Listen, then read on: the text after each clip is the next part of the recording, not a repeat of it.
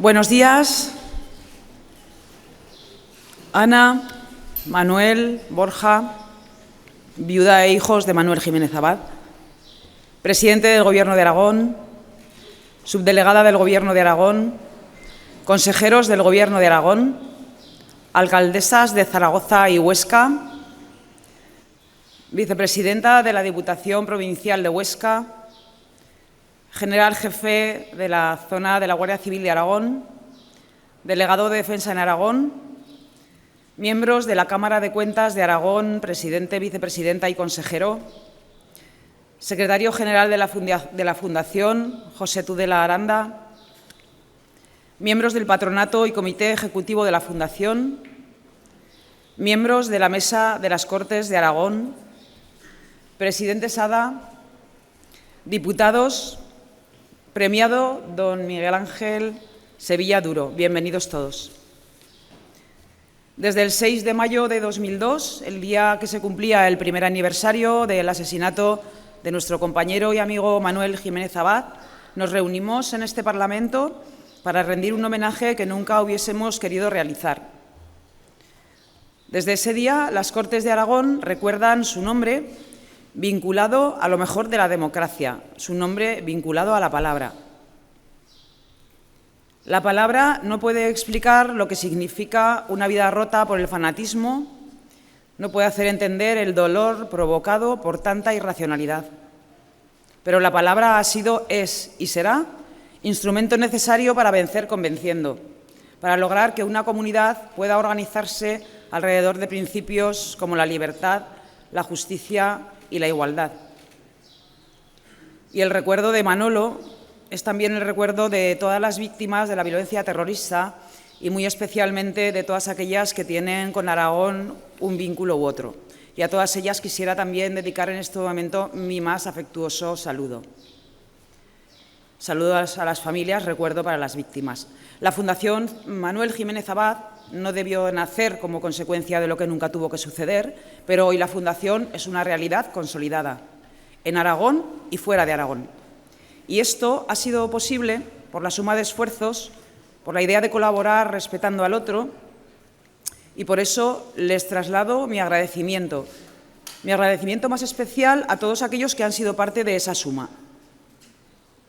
Y por eso quiero también subrayar lo acontecido este último año en la andadura de la Fundación. Publicaciones, expansión internacional, colaboración con nuevos socios, consolidación de los antiguos y multiplicación de la difusión a través de la página web. En tiempos poco dados a la reflexión, donde vivimos a golpe de titular y dominados por un ruido que ensordece la razón, la Fundación se ha convertido en un lugar aceptado comúnmente como apto para el encuentro, para el diálogo desde la discrepancia, para el pluralismo y para la reflexión. La Fundación demuestra que es posible dialogar entre aquellos que opinan de manera muy distinta, incluso en temas de la mayor relevancia. Y ese ruido que ensordece la razón, que acabo de citar, provoca demasiado a menudo que nos olvidemos de nuestras posibilidades y de lo mejor de nuestra historia reciente. Desde su creación, la Fundación ha querido ser fiel reflejo del pluralismo parlamentario y su razón de ser solo se entiende desde el más estricto respeto a las muy diferentes voces que se sientan hoy en su patronato. La Fundación ha reflejado el ser y estar aragonés y ha querido proyectarlo a toda España, desde la convicción de que el sosiego y el respeto al otro son condiciones esenciales de la vida en común y más aún en estos momentos de política convulsa. Desde la Fundación somos conscientes de que estamos proyectando a Aragón como lugar de encuentro y diálogo, como ejemplo de esa España con identidad clara en la historia y en el presente. La Fundación, en definitiva, quiere aportar rigor, pluralismo y demostrar una forma de entender la política y el derecho desde el diálogo y el compromiso.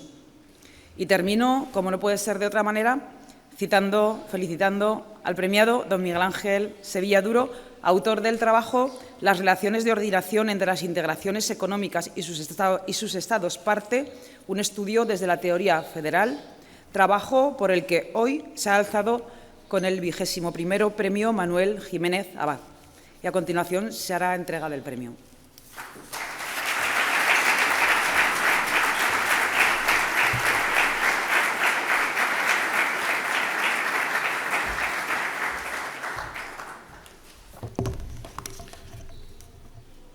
Acuerdo del jurado encargado de conceder el 21º Premio Manuel Jiménez Abad para trabajos de investigación sobre democracia y descentralización política y territorial.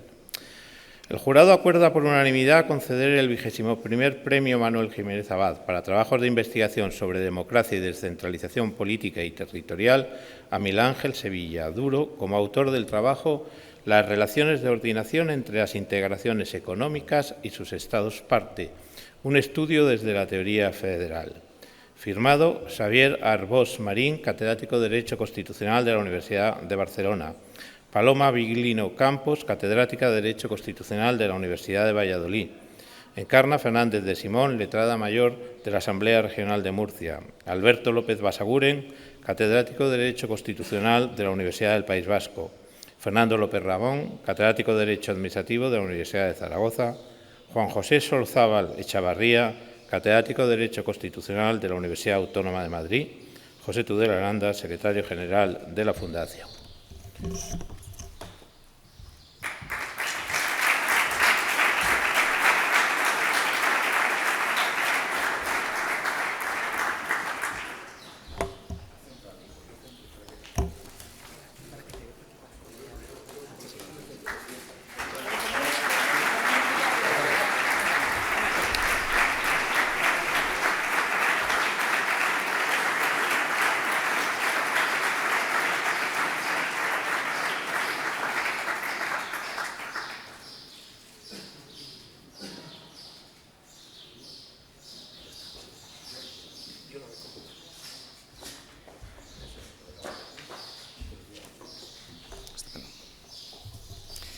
Excelentísimo señor presidente del Gobierno, excelentísima señora presidenta de las Cortes, señores consejeros, autoridades gubernativas y militares, familiares de don Manuel Jiménez Abad, miembros del patronato de la Fundación, estimadas y estimados asistentes, muy buenos días. Supone para mí un verdadero honor, placer y privilegio poder compartir con ustedes este acto homenaje a don Manuel Jiménez Abad, tan necesario tanto para reivindicar su ejemplo y valores como para recordar a todas las víctimas del terrorismo, y también a una forma de hacer política basada en el inmarcesible respeto a la democracia. Es un orgullo para mí estar hoy en este incomparable Palacio de la Aljafería, Casa del Pueblo aragonés, y lo es todavía más estarlo en calidad de ganador del 21º Premio de la Fundación Jiménez Abad. No es mi intención disertar en estos breves minutos sobre el trabajo realizado, que será objeto de publicación en la editorial de la Fundación. Basta decir, considero, que se trata de una investigación sobre la forma en la que las integraciones económicas, organizaciones internacionales como la Unión Europea, pero también muchas otras, se relacionan con sus estados parte. A lo largo del estudio analizo esta cuestión a partir de los fundamentos teóricos del federalismo, retrotrayéndome a los clásicos, sobre todo a don Manuel García Pelayo, y extrapolando cuanto es aplicable de la teoría federal al ámbito de las integraciones. Estas, como fruto de la globalización, constituyen, al menos a mi juicio, un fenómeno de imparable avance que merece ser estudiado en profundidad. Mi mayor agradecimiento, como es natural, va dirigido a los miembros del jurado, cuyo enorme prestigio dota de aún más valor a este premio y cuya generosa valoración me concede la dicha de pronunciarme ante ustedes. Agradezco en particular y con especial énfasis al doctor José Tudela Aranda, secretario general de la Fundación, por su apoyo y compromiso en esta y otras tantas actividades emprendidas para la promoción del estudio del derecho constitucional, sobre todo entre los más jóvenes. Saben ustedes, mejor que yo, que esta fundación es un ejemplo y una referencia por muchísimas razones, no solo en Aragón, sino también en España y en el conjunto de América Latina. Y creo, en lo que al trabajo se refiere, que la que quizá constituya su principal característica, la razón por la que fortuitamente ha sido premiado, es su enfoque. Una mirada que intenta ser original, detallada y científicamente provechosa. Hace unos días la periodista argentina Leila Guerriero nos legó una cita maravillosa. Mirar es un acto de elección y el clivaje de esa elección termina en la escritura. Coincido. Para contar hay que ir a ver. Sin mirada no hay estilo y sin estilo no hay texto. La mirada de este trabajo, mi mirada, dista mucho de ser propia. En realidad, tiene como fundamental e imprescindible influjo al doctor José Luis García Guerrero, catedrático de Derecho Constitucional en la Universidad de Castilla-La Mancha, director de la tesis doctoral de la que este trabajo trae causa, y la persona que desde hace ya 8 años, cuando empezamos a trabajar juntos, en aquella época yo como becario, me ha enseñado y formado en esto que nos gusta llamar el derecho constitucional de la globalización. Enriquecida por su magisterio, la mirada que he proyectado en esta monografía ha ampliado su campo de visión gracias a estancias de investigación en el Instituto de Federalismo Comparado de URAC, en Italia, en el Instituto de la ONU sobre Estudios Comparados de Integraciones Regionales, en Bélgica, en la Universidad de Buenos Aires, en Argentina, y en la Universidad de Oporto, en nuestro querido país vecino. Luis García Montero, al convertir en poema la forma en que su hija veía la lluvia por primera vez, dejó escrito que cualquier mirada necesita todo lo que se duerme detrás de una pupila. Siempre he compartido esa idea de que en la vida no se puede observar o sentir pasivamente, y todavía menos en el ámbito de la investigación. Justo al contrario, en esta fascinante tarea de formular y resolver preguntas, tengo que agradecer a muchísimos compañeros de profesión, empezando por los de mi querida Facultad de Derecho de Albacete, y continuando por los foros de debate y discusión en los que he tenido la oportunidad de compartir versiones preliminares de mi proyecto, de mi trabajo, desde congresos internacionales hasta seminarios como el de Nuevos Horizontes, organizado magníficamente por esta fundación y en el que además tuve la ocasión de intervenir hace algunos años. En todos ellos he disfrutado de la oportunidad de mejorar el ángulo y la profundidad de esa mirada de la que les hablo. Y dicha perspectiva, por último, se ha nutrido de la realidad que en una primavera como esta, pero de hace ya algo más de un lustro, una de las mejores voces de nuestra literatura contemporánea capturó en palabras en la inauguración de una feria del libro. Escribir, dijo, es mirar al mundo y contar lo que uno ve, y en ese proceso la mirada está filtrada por los atributos de cada uno. Mis atributos, cualesquiera que sean, se los debo indudablemente a mis padres, que me acompañan siempre, también hoy, y a todas y todos los que me han apoyado y hecho mejorar a lo largo de estos últimos años. En particular a mi hermano y también a María, sin la que, y esto no es un tópico, sería imposible que yo ahora estuviese hablando frente a ustedes. Una vez más y de corazón, muchísimas gracias por este premio.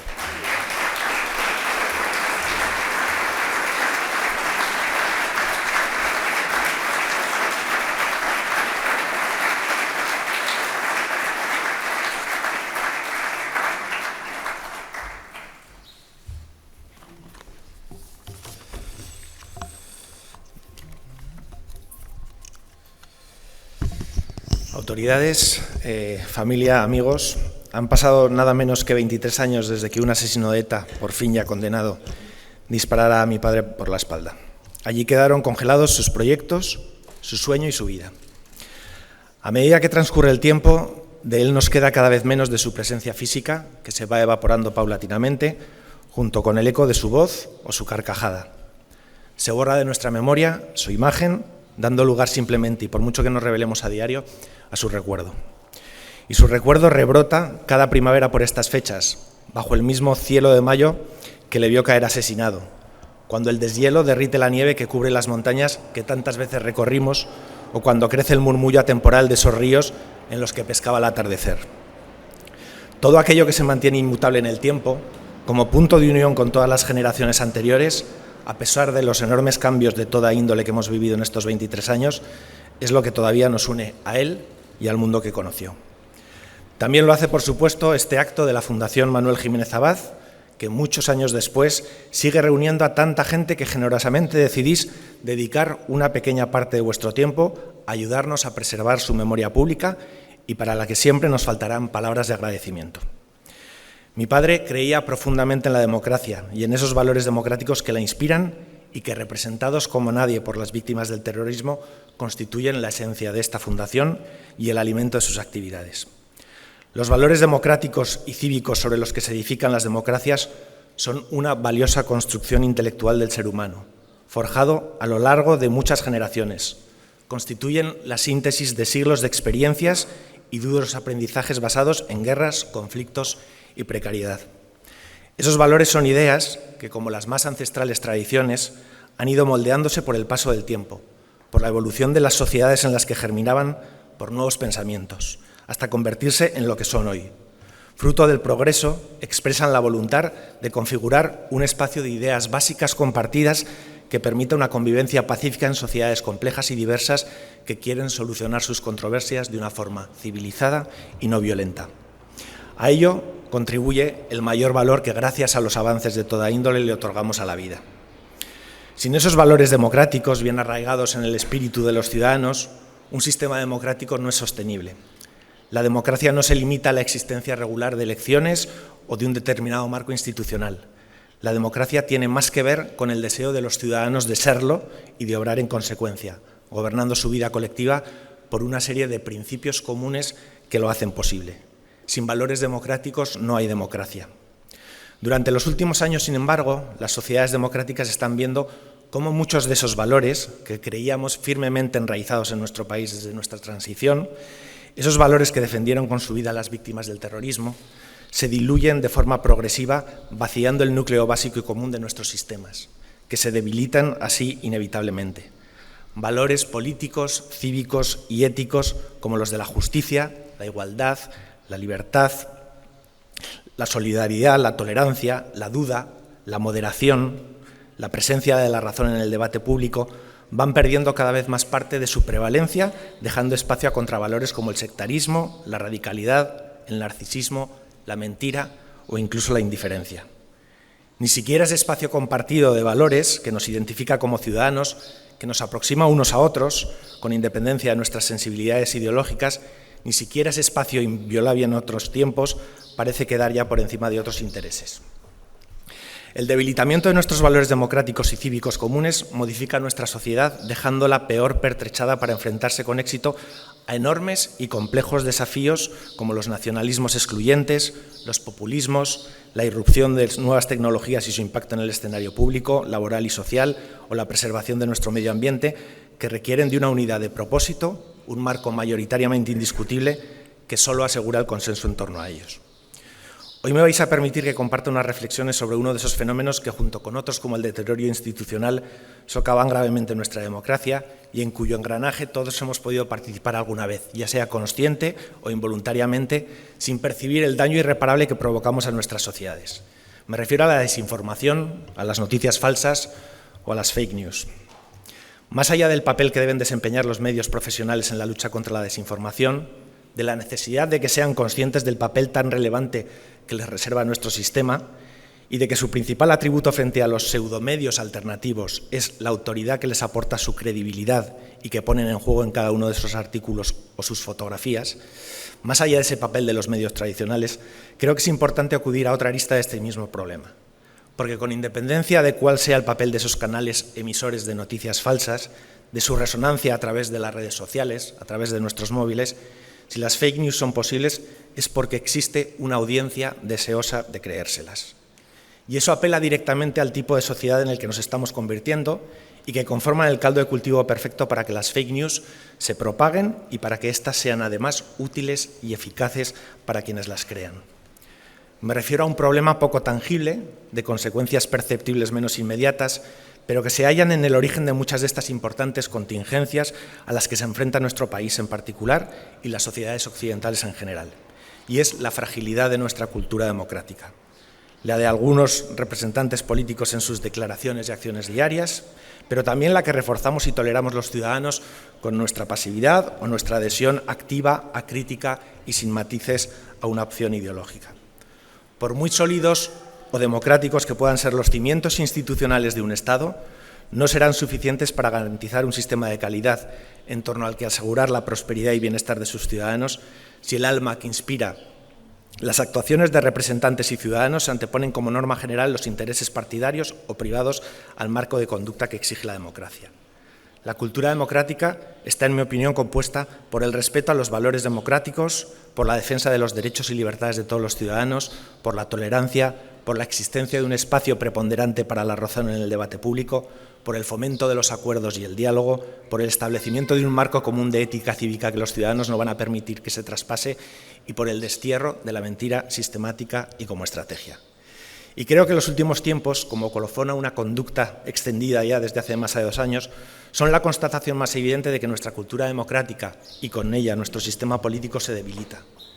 Nuestra cultura democrática se ve una y otra vez rebajada por 2 conductas excesivamente extendidas en nuestros días, que es donde la desinformación encuentra un terreno propicio: la incoherencia y la prevalencia de los intereses particulares sobre los intereses generales, sobre nuestros valores compartidos. La coherencia es un parámetro que mide con precisión el respeto de una persona a quienes le rodean y tiene mucho que ver con la honestidad intelectual. La incoherencia, sin embargo, se propaga velozmente en la escena pública y dos actuaciones análogas, incluso idénticas, son juzgadas de una forma o de la contraria dependiendo de quién sea su protagonista. Nada más irracional, nada más humano también. No se analizan los hechos, se juzgan a las personas por lo que son o por lo que piensan. Media España retira apresuradamente el derecho a ser escuchado a la otra media y viceversa, creando además amplios espacios de esa impunidad intelectual y política. La rendición de cuentas desaparece. Los atributos públicos que se admiran ya no tienen tanto que ver con la reflexión, la ecuanimidad, la moderación o la mesura. Al revés, vivimos momentos en los que se sacralizan las grandilocuentes batalla cultural o la batalla ideológica. Y sobre estos conceptos, más o menos acertados, se justifica la construcción de innumerables dogmas indiscutibles. Y preferimos consumir desinformación que confirme nuestras teorías. Construimos así una especie de verdad sobrevenida, muy servil con nuestros prejuicios, y nos ahorramos de este modo la tarea de discurrir, de pensar, de dudar, de llegar incluso a la conclusión de que podemos estar equivocados y tener que cambiar de opinión. Ahorrarnos, en una palabra, el proceso intelectual que nos ha permitido progresar poco a poco a lo largo de la historia hasta donde estamos hoy. Las fake news encuentran un territorio propicio en este mundo de verdades absolutas y sectarismos en el que la fragilidad de nuestros valores cívicos y nuestro espíritu crítico empiezan a ser preocupante. Engullimos de un sorbo la mentira que nos adula y bebemos gota a gota la verdad que nos amarga, dejó escrito Diderot. Para combatirla, por tanto, no debemos actuar únicamente sobre el origen de la desinformación. Debemos también trabajar sobre la ética política y cívica de quienes la recibimos, en hacernos conscientes de que nuestra condición de ciudadanos nos exige también obligaciones cívicas que debemos tratar de considerar para contribuir a mantener el sistema en el que vivimos. Por encima de nuestra condición de votantes, de afiliados, de simpatizantes, somos algo más importante, somos ciudadanos. Y tenemos que ser conscientes de que, como escribió Albert Camus, la tiranía no se construye sobre las virtudes de los totalitarios, sino sobre las faltas de los demócratas. Para contrarrestar la desinformación y sus efectos sobre nuestros sistemas, debemos reforzar, y no al contrario, unos valores democráticos sólidos, un Estado de Derecho fuerte, una sociedad civil crítica y responsable. Y esta fundación, de manera modesta y en la medida de sus posibilidades, desempeña un papel en esa tarea, fomentando el diálogo, afrontando sin prejuicios todo tipo de debates o realzando también el valor de las ciencias sociales y de las humanidades. Porque parece que el futuro solo pasa por las ciencias, como si nuestra evolución hubiera dependido únicamente de ellas. El progreso económico que nos ha llevado hasta hoy tiene su origen en sus grandes inventores, en los grandes avances tecnológicos, pero tiene mucho que ver con el pensamiento humanista e ilustrado que a lo largo de este mismo siglo brotó de las mentes de hombres de letras como Montesquieu, Rousseau, Jefferson o Voltaire. Sus ideas sobre libertad, derechos fundamentales y organización del poder de los Estados, así como sus principios de ética cívica, contribuyeron decisivamente al encumbramiento definitivo de la razón y a la creación de un entorno político y social propicio para que la mecha del desarrollo económico y tecnológico prendiera rápidamente durante el siglo XIX. Mientras el hombre de ciencias investigaba, desarrollaba y creaba, el hombre de letras estructuraba el mundo de tal forma que la innovación científica fuera posible y fomentara la mejora de las condiciones de vida de todos los seres humanos. Esta fundación es plenamente consciente de la relevancia de las humanidades y de las ciencias sociales para construir una sociedad crítica, compuesta de ciudadanos más responsables para crear un futuro más justo. De la forma en la que sean capaces de defender esos valores democráticos frente a fenómenos como la desinformación dependerá el tipo de sociedad que seamos en el futuro. Hoy, 23 años después, creo que es un buen momento para que la Fundación Manuel Jiménez Abad, sustentado en el apoyo permanente y generoso de todas las fuerzas políticas de estas Cortes de Aragón y en el recuerdo inmarcesible de mi padre y de su asesinato, reafirme nuevamente su compromiso inquebrantable con nuestra democracia y con sus valores. Muchas gracias.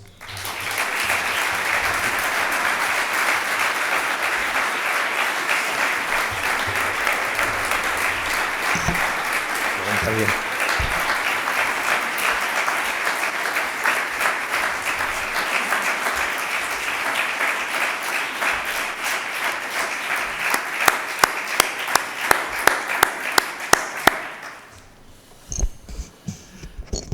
Querida familia de Manuel Jiménez Abad, querida Ana, querido Borja y querido Manuel, querido y además justísimo premiado Miguel Ángel Sevilla, presidenta de las Cortes de Aragón, alcaldesa de Zaragoza, alcaldesa de Huesca, presidenta Rudy, consejeros del Gobierno de Aragón, miembros del Parlamento Autonómico, autoridades civiles y autoridades militares. Hace 23 años que los criminales de ETA asesinaron a Manuel Jiménez Abad. Un crimen atroz que nos marcó a todos los aragoneses, como lo habían hecho antes terribles atentados terroristas en la casa cuartel de la Guardia Civil, en la Avenida Cataluña, en San Juan de los Panetes o en el Hotel Corona de Aragón. Los aragoneses, por desgracia, hemos sufrido con especial crudeza la sinrazón y la barbarie de los terroristas. Los ataques criminales de ETA, del Grapo y de otras bandas terroristas de ultraizquierda que se creyeron con el derecho a imponer sus ideas mediante la barbarie, el asesinato, la violencia o la extorsión. Pero del mismo modo, hemos sido y somos ejemplares en la respuesta democrática ante un terrorismo que no pudo y que no podrá arrebatarnos la nación ni nuestro sistema constitucional que tantos esfuerzos y sacrificios nos ha costado construir entre todos. Por eso, nosotros, los que hoy estamos aquí, los demócratas, seguimos 23 años después en la Casa de la Palabra, en el templo de la democracia, para decir que no pudimos evitar que Manuel le quitasen la vida, pero que nunca vamos a permitir que nos arrebaten su memoria, sus valores, sus ideas y su magnífico ejemplo. 23 años después, estamos aquí para decir alto y claro que sus asesinos sembraron con la sangre de Manuel Jiménez Abad su propia derrota. Porque en todos nosotros, en quienes creemos y defendemos la democracia, la vida, la libertad, debe vivir siempre una parte de Manuel Jiménez Abad y de las miles de víctimas que han perdido su vida en España por culpa del odio y de ideologías aberrantes que alimentan siempre el terrorismo. En 43 años de democracia han sido muchos los que, como Manuel, han dado su vida por defender unos valores y quienes han asumido el máximo riesgo al no dejarse chantajear ni amedrentar por la violencia de los terroristas. Es nuestro deber, el deber de todos, el deber de los demócratas, recordar a todas las víctimas del terrorismo.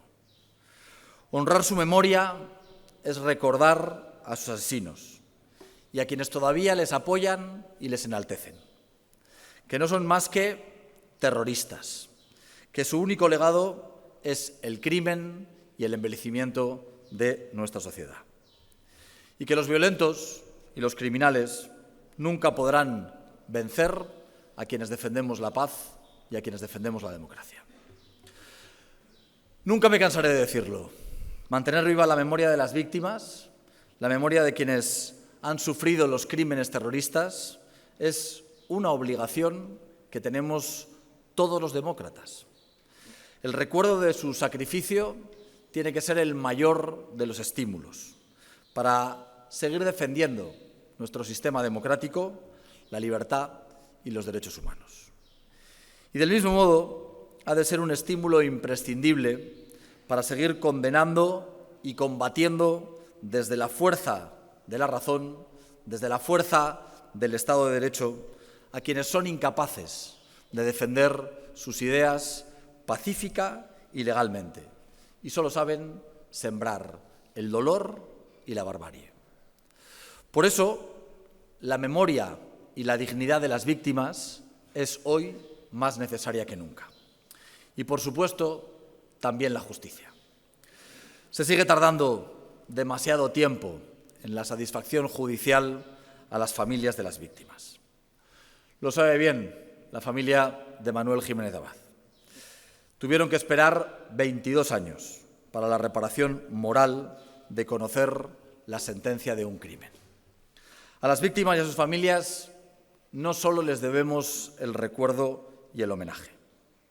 Sigue habiendo más de 300 asesinados por ETA que todavía no tienen resueltos los crímenes. Es preciso que hagamos todo lo posible por evitar la impunidad, porque se siga investigando los crímenes y por conseguir más agilidad en el procesamiento de los culpables y las correspondientes y justas sentencias judiciales. Actualmente, la fortaleza de la democracia, del pueblo español, del sistema judicial, de los cuerpos y fuerzas de seguridad del Estado, han derrotado a grupos sanguinarios como ETA o los Grapo. Pero la amenaza sigue estando ahí. No solo quienes sostienen un relato falso y glorificador de esas bandas terroristas, sino también con fenómenos nuevos y más peligrosos todavía, si cabe, como es el yihadismo. No podemos cejar en el empeño de construir una sociedad libre de terrorismo. Es especialmente importante no descuidar la batalla del relato que significa el terrorismo en España.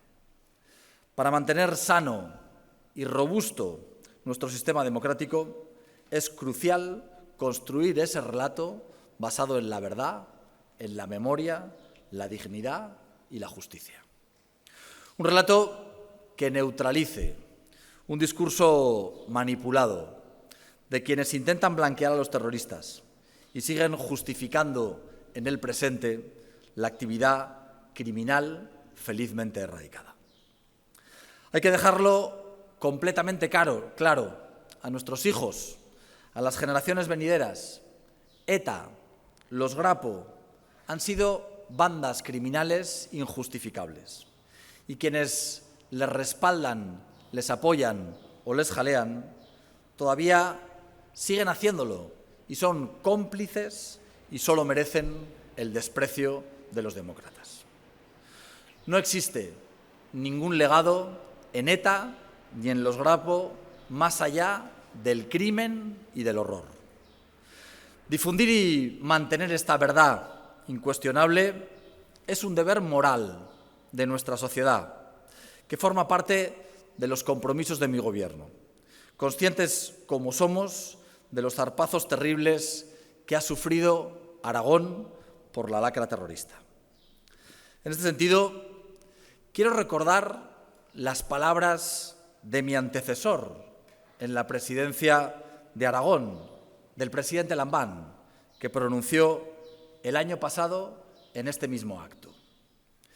Dijo con total acierto el presidente Lambán, en referencia a Bildu, que era preciso la eliminación de cualquier tipo de participación de los filoetarras en la gobernación de España. Y añadía que hay que hacer todo lo posible para que el legado terrorista, que representan grupos claramente filoetarras que, por desgracia, determinan e influyen en la gobernabilidad de España, desaparezcan definitivamente. Desgraciadamente, un año después, los herederos de ETA siguen siendo determinantes en la gobernabilidad de España y por eso, hoy, un año después, tenemos que seguir denunciándolo.